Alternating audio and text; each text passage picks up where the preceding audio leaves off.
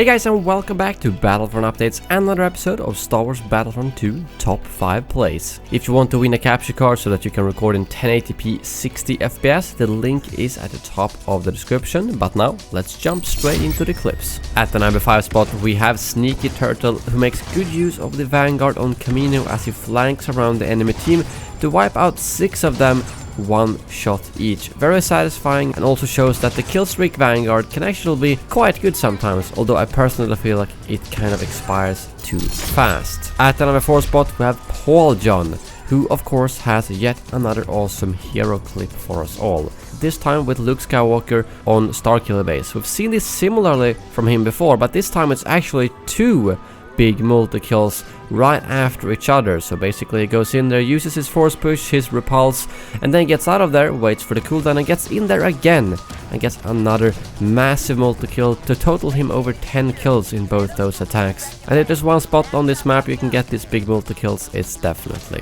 here.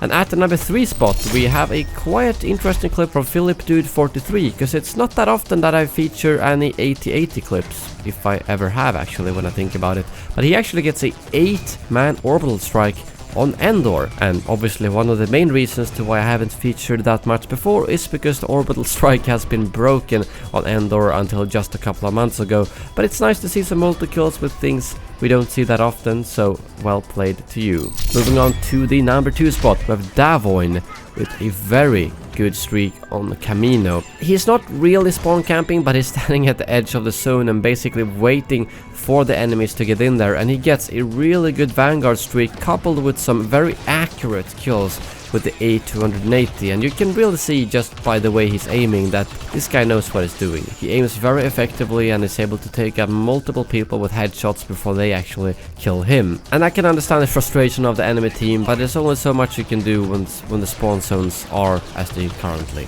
are.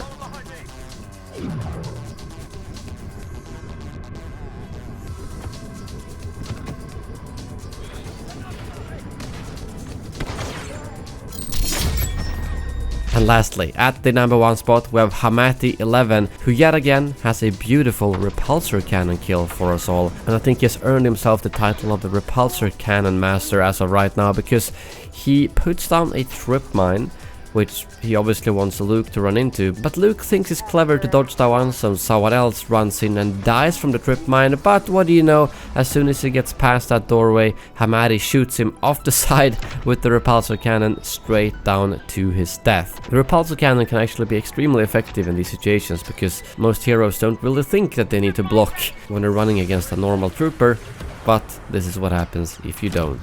And lastly, as an honorable mention of this week, we have Soul Hunter, who unfortunately submitted the clip in a little bit too low quality for me to feature it in a normal top 5 place, but you can at least see what's going on, because he cleverly mind tricks Vader and Palpatine outside of the zone, which adds another 2 or 3 seconds to the time they spent outside, which was enough for them to die out of bounds. They probably thought they had it in control, but once that mind trick hits, they get a bit confused, and suddenly you're getting incredibly stressed by getting out of the zone, you do mistakes, and then both of them dies.